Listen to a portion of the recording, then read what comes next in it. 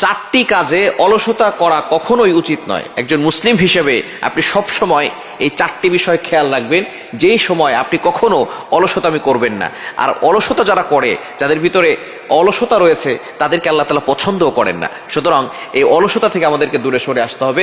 বিশেষ করে চারটি কাজে আমরা কখনো অলসতা করব না। নাম্বার 1, 1 নাম্বার হচ্ছে বাবার সম্মানে নিজের আসনকে ছেড়ে দেওয়ার ব্যাপারে কখনো অলসতা করবেন না। অর্থাৎ আপনার বাবা দাঁড়িয়ে আছেন আর আপনি বসে আছেন, এই ক্ষেত্রে আপনি চিন্তা করবেন না আমার বাবাকে বসতে দিব কি দিব না। আপনি আপনার বাবাকে দেখার সাথে সাথে সেখান থেকে উঠে যাবেন, আপনার বাবাকে সেখানে বসতে দিবেন।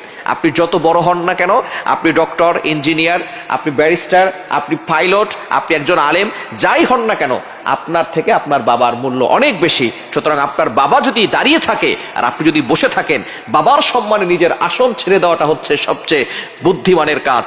সুতরাং এই ক্ষেত্রে আপনি কখনো অলসতা করবেন না।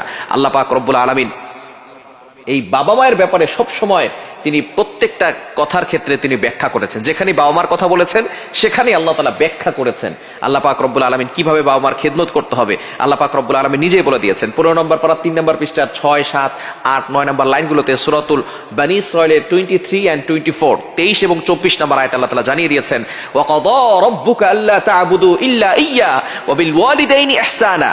আল্লাহ পাক রব্বুল আলামিন বলছেন আমি আল্লাহ তাআলা অর্ডার করে দিয়েছি, আমি আল্লাহ তাআলা ফয়সালা করে দিয়েছি ইবাদত হবে একমাত্র আমি আল্লাহর। এরপরে আল্লাহ তাআলা বলছেন যে আমি আল্লাহ তাআলা অর্ডার করে দিয়েছি আমি আল্লাহর ইবাদত করার পরেই তোমরা তোমাদের পিতামাতার সাথে ভালো ব্যবহার করবে। গুড ডিলিংস উইথ প্যারেন্টস, তোমরা তোমাদের পিতামাতার সাথে ভালো ব্যবহার করবে। গুড বিহেভিয়ার উইথ প্যারেন্টস, পিতামাতার সাথে ভালো ব্যবহার করতে হবে, আল্লাহ তাআলা নিজে অর্ডার করে দিয়েছেন। সুতরাং পিতামাতার সাথে কখনো খারাপ ব্যবহার করতে যাবেন না।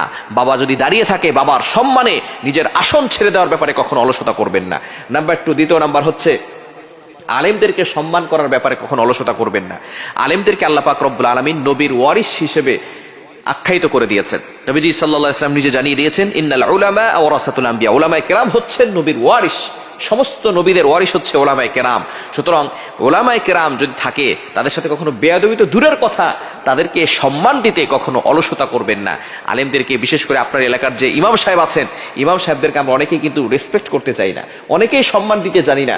অবশ্যই আপনার মসজিদের ইমাম সাহেবকে সম্মান করবেন, কারণ ইমাম সাহেব আলেম যিনি, তিনি আপনার সামনে দাঁড়িয়ে আপনার জান্নাতের পথটাকে সহজ করে দিচ্ছেন, আপনার ইমামতি করিয়ে আপনার জান্নাতের পথ সহজ করে দিচ্ছেন। কেননা আপনি তো এসে বলতেছেন ইক্তেদাইতু বিহাযাল ইমাম, এটা বলে আল্লাহু আকবার বলে দাঁড়িয়ে গেছেন, বাকি সব কাজ ইমাম সাহেব করতেছেন। ইমাম সাহেব আপনার জান্নাতে যাওয়ার পথ সহজ করে দিচ্ছেন। সেই ইমাম সাহেবকে আমরা অনেক সময় রেসপেক্ট করতে জানি না, হাদিয়া দিয়ে থাকে একেবারে কম। গ্রাম্য এলাকায় 5 থেকে 6 হাজার টাকা হাদিয়া দেয়, শহরে দেখা যাচ্ছে 10,000, 15,000 টাকা। আপনার সংসার 30,000, 50,000 টাকায় চলে না, ইমাম সাহেবের সংসার কিভাবে এই 5,000 টাকা, 10,000 টাকা, 15,000 টাকায় চলে। এজন্য অবশ্যই আলেমদেরকে সম্মান করবেন, আলেমদেরকে রেসপেক্ট করবেন, এর ব্যাপারে কখনো অলসতা করবেন না। 3 নাম্বার হচ্ছে মেহমানদারি করার ক্ষেত্রে কখনো অলসতামি করবেন না। আপনার বাসায় যদি কেউ আসে তাকে অবশ্যই যথেষ্ট পরিমাণ আপ্যায়ন করবে। নবীজি সাল্লাল্লাহু আলাইহি সাল্লাম নিজের তার বাড়িতে একজন ইহুদি এসেছিল, ইহুদিকে তিনি এতটা আপ্যায়ন করেছে, ইহুদি তারপরও সেই নবীজি সাল্লাল্লাহু আলাইহি সাল্লামের ঘরের ভিতরে একেবারে পায়খানা করে সবকিছু নষ্ট করে দিয়েছিল। নবীজি সাল্লাল্লাহু আলাইহি সাল্লাম পরের দিন সকালবেলা এগুলো সব একা একা ধুচ্ছিলেন আর বলতেছেন হা আমার দ্বারা মনে হয় কোনো এমন কিছু হয়ে গেছে যার দ্বারা তার পেট খারাপ হয়ে গিয়েছে। নবীজি সাল্লাল্লাহু আলাইহি সাল্লাম কেমন মানুষ ছিলেন, কিভাবে আমাদেরকে শিক্ষা দিয়েছেন। তিনি একজন ইহুদির ব্যাপারেও তিনি আপ্যায়ন করতে দ্বিধাবোধ করেন নাই, তিনি মেহমানকে আপ্যায়ন করেছেন। এবং 4 নাম্বার হচ্ছে নিজের যানবাহনের ব্যাপারে পরিচর্যা করার ক্ষেত্রে কখনো অলসতামি করবেন না, কারণ যানবাহন যদি পরিচর্যা না করেন তাহলে সেটা নষ্ট হয়ে যেতে পারে। এজন্য এই 4টি জিনিসে কখনো অলসতামি করবেন না। আল্লাহ তাআলা আমাদের সকলকে বোঝার তৌফিক দান।